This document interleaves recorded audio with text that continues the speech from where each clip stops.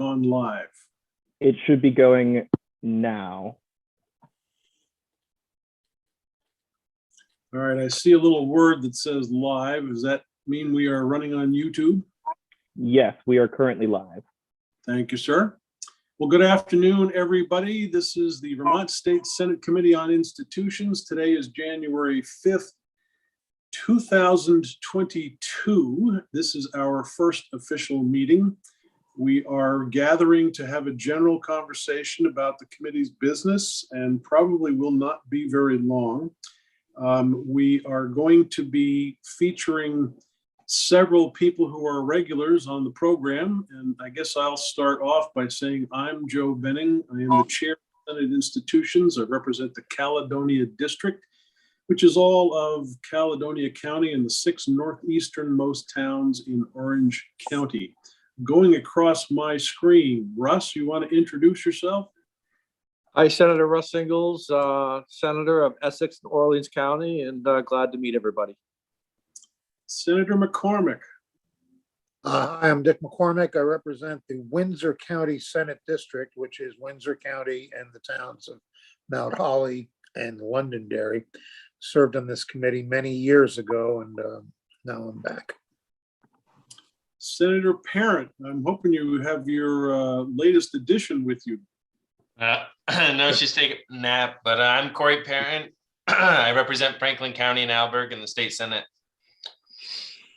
For those of you who missed it earlier, Corey got to introduce his new daughter to the Senate floor this afternoon and had his remarks journalized in the Senate record, which was pretty impressive. I did that for my son in the house. I was in the house when my son was born. So I know the Senate doesn't normally do that. So I called the pro tem's office yesterday to make sure it'd be okay. Becky, I've got you next on my screen. Becky Wasserman, Legislative Counsel, and I am here to staff your bills and answer any of your legal questions. So happy to be here. All right, Eric, you're up. I am Eric Bilcorn, Principal Assistant to the Commissioner of Buildings and General Services. You will find me most days when you are talking about the Capitol bill. Okay, Alex, I noticed you've blocked your video, but pop on for a second and introduce yourself to all the hundreds of millions of people who may be watching right now and need to know who you are. Yes, good afternoon, sports fans. My name is Alex McCracken. I will be the committee assistant for the Senate Committee on Institutions for this session. I'm a recent transplant to Vermont, but I'm really excited to be here and I'm really excited to be a part of the process. So we are hoping that any of you that may be watching may be interested in joining us at a later time to be witnesses on whatever we happen to be talking about. We'll be dealing directly with Alex to get yourself scheduled. So committee, I had scheduled this little conversation. I hope we're going to be joined by Senator Mazza momentarily, but if not, that's okay. He's heard a lot of what I'm about to talk about because we had a joint meeting earlier for those of you that were not present with the Judiciary Committee to talk about what we are going to be taking a deep dive into, probably the bulk of which will be next week. For this week's purposes, I have scheduled what is called reopening of the judicial branch. It changes on a daily basis, but our judicial branch of government has been in a virtual standstill since COVID hit. There have been bits and pieces and attempts to start things, but it is in a state of flux. We have several buildings that we need to talk about that may be up for discussion of whether they're going to continue as courtrooms. But the conversation could be all over the place initially. The reason for that is I want to be able to get this committee up to speed on what the actual problems are first. And you'll be hearing from several attorneys that work around the court system in Vermont, and they'll be giving us an outline of what they perceive as problems. We're going to shift from that conversation over to not just BGS, but also the court administrator's office to talk about what they're attempting to do to resolve these problems. And as we go through these conversations, should any of the committee members have courthouses in their area or questions about the courts operating in their area, if you guys could let Alex know, you might have a witness we'd like to have in to be talking about what's going on in your neighborhood. Having said that, I am obliged to ask committee members if any of you have any kind of concerns, issues you'd like to have presented, thoughts, whatever the case may be. Now is the time we generally try to do that before we get launching into our normal schedule.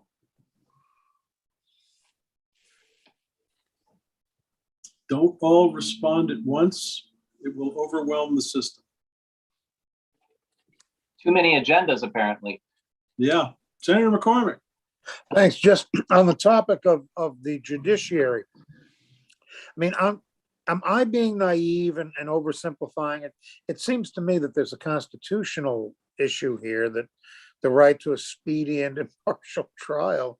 I mean, we got people in jail waiting for trial, right? Who aren't able to make bail. You are going to be introduced to that problem in depth tomorrow. Yeah. Well, the governor today mentioned something about, colleges going out of business.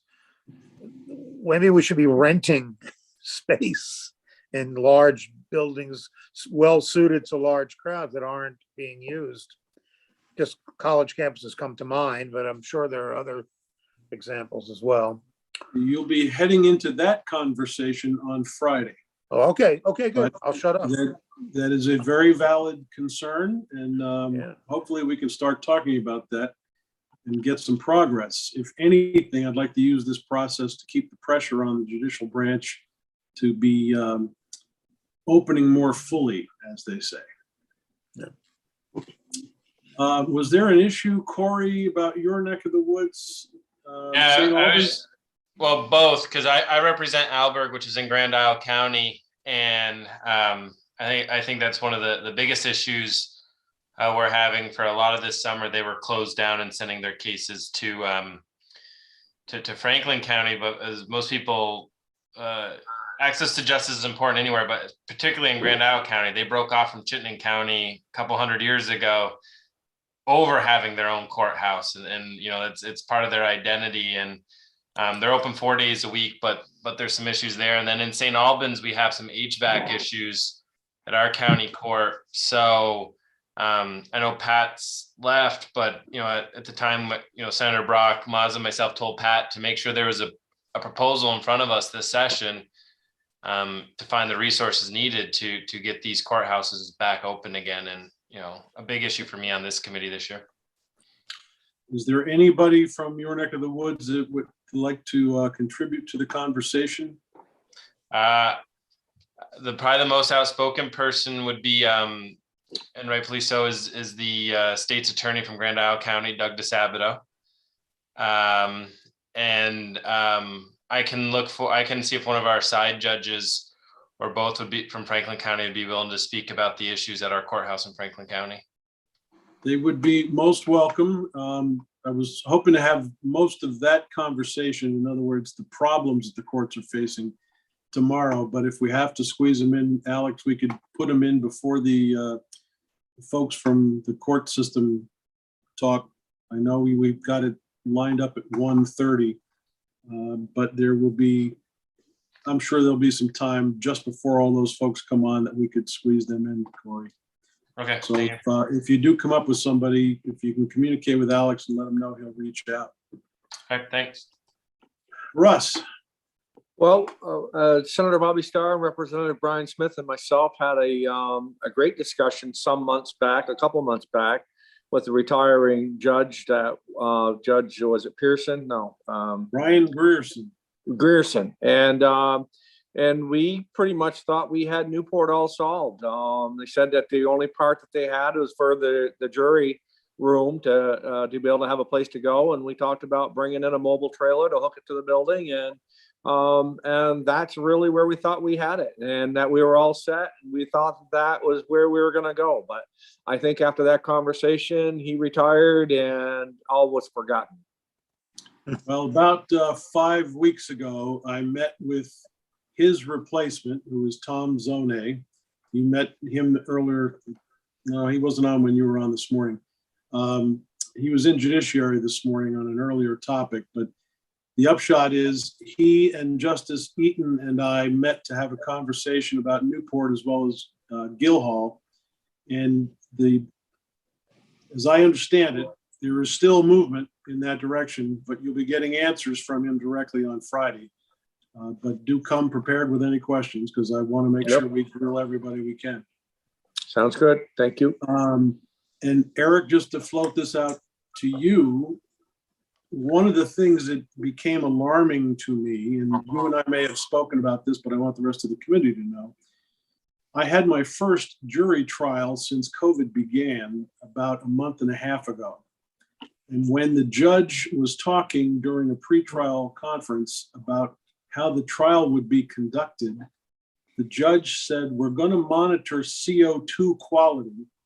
And if it goes down, we're going to have to take a break in the trial. I had never heard that concept in all of my time working on this committee, as well as Joint Legislative Management Committee and the Committee on the State House, the advisory group, and how to reopen the State House. I'd never heard anybody mentioning CO2 monitoring as being a triggering mechanism for whether we conduct business or we don't. So at that point, it became apparent to me that there was a disconnect between what the court system was doing and what the legislature was doing with itself. I'd still like to get to the bottom of that conversation. We do have Greg Mosley coming in to talk about it from their end. But it is a topic of conversation. And if you have any ideas about who might be interested in having a piece of that conversation, do let us know and we'll go from there. I don't know what else I've got for topics. Anybody else got any other concerns? Okay. Becky, you're always available for Alex in case Alex has questions about the legal process. Alex, you now know what Becky looks like and how to find her. I think No one's got any ferry boats to sink in Lake Champlain this year, do they? Now that you mention it, No, but I have some skitter bridges that I need. Oh, shit. Old jokes, Alex. Sorry, you don't understand where we're going with that, but I will look forward then to seeing you all tomorrow. We have a time scheduled for 2 o'clock, but I probably will be making some kind of an announcement from the floor indicating when we're ready to go. I doubt we've got enough to keep us occupied on the floor for a full hour, but we'll see what happens. With that, yes, sir, Eric. Mr. Chairman, I just wanted to say hello to Alex, and I'm under the impression that he's already working very well with Judy Bruno in our office. So thank you. Sounds like stuff is flowing smoothly. And in terms of my presence tomorrow, I know that my commissioner will be in on Friday, so I am eager to be of assistance, but also eager to not get out in front of my commissioner if you see me declining to go deep on something at any point. But you're in quarantine. What else do you have to do but listen to us? I enjoy your company. Netflix. I did say to Alex that I'm going to try to use Fridays as doing fun stuff. That will not happen this Friday. This Friday, we actually have quite serious stuff, but in the future, I'm going to try to schedule things that are fun, obviously something that we are responsible for, but have a little fun while we're doing it. We'd love to take you out in the field and show you some mechanical systems and other, some of the stuff we talk about. Until you see it and touch it, it's quite amorphous. So I'm happy to work on that. We've added the Northern Pike guys this year and placed along with the walleye guys. So Excellent. You're cruising right over Alex's head right now, Russ. He'll remember the walleye guys. I'll pick it up. I'm not worried. Get the walleye All right. guy. And Eric, I hope you feel better. I hope you get better. Thank you, Senator.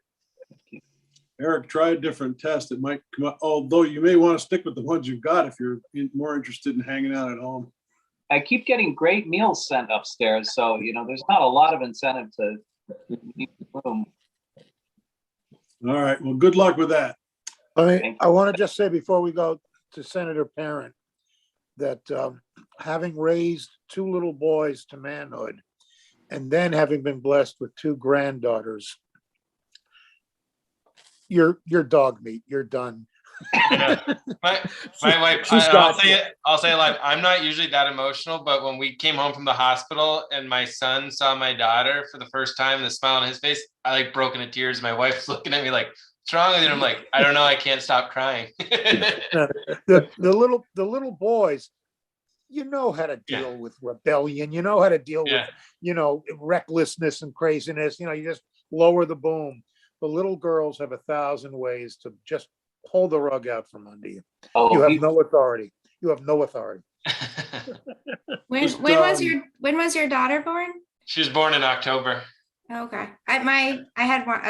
I had another one in July. So Oh, congratulations. Did you have a boy or a girl? Congratulations.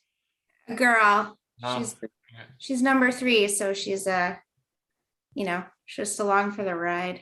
yeah. Yeah. I think we're at 2. I don't know how you go to like zone defense. Right now we can still play man to man. 3 girls, Beck? I have 2 girls and a boy. Okay. Well, you guys are starting to learn that old cliche. For the first 2 years, you're teaching them how to walk and talk, and the next 16 to shut up and sit down. I'm there with a 3-year-old. Yep, you will be. All right, guys. Thank you very much for coming. We will see you tomorrow. Thank you. Thank you, Thanks, Senator. Alex. I'm ending the live stream, and thank you, everyone. bye.